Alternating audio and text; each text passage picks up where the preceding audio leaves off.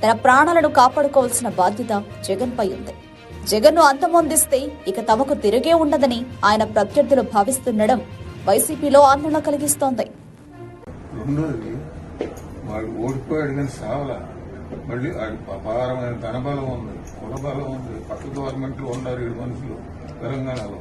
Please లెక్కోటి కొట్టాలా మళ్ళీ మొత్తం ఓడిపోయింది కానీ చావలేదు.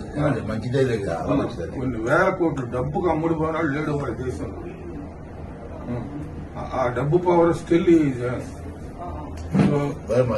ధైర్యం నచ్చింది, చాలా మంచిది. ఓడిపోయాడు కానీ చావలేదు, ఇంతే. పావుని చచ్చిపోయి కొట్టరా,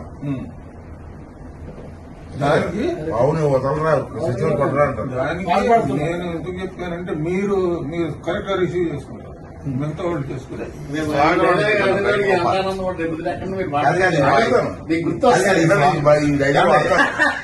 ఈ స్లాగన్ వాడాలి.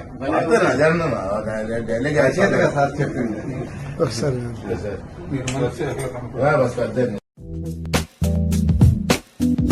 ప్రతిపక్షంలో జగన్మోహన్ రెడ్డి ఎన్ని సంవత్సరాలు ఉన్నాడు?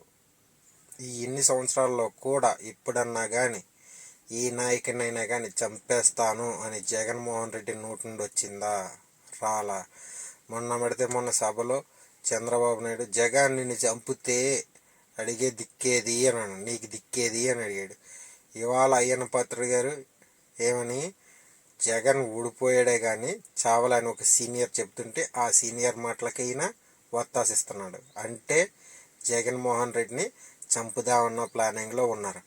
ఆంధ్ర రాష్ట్ర ప్రజలారా, జగన్ తోటి లబ్ధి పొందిన ప్రతి ఒక్కడు కూడా జగన్ సైనికులై మీరు నడవాలి, ఉండాలి. అలాగైతేనే మన జగన్ అన్న మనకుంటాడు. లేదంటే జగన్ అన్న చంపడానికి ఇప్పటి నుండి రాజకీయ కుట్ర జరుగుతుంది.